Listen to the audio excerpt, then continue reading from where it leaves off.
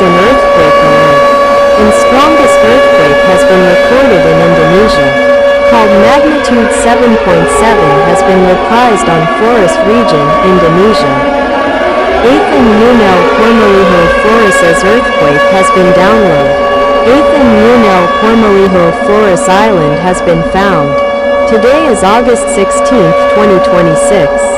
This is an Indonesia Earthquake Observatory.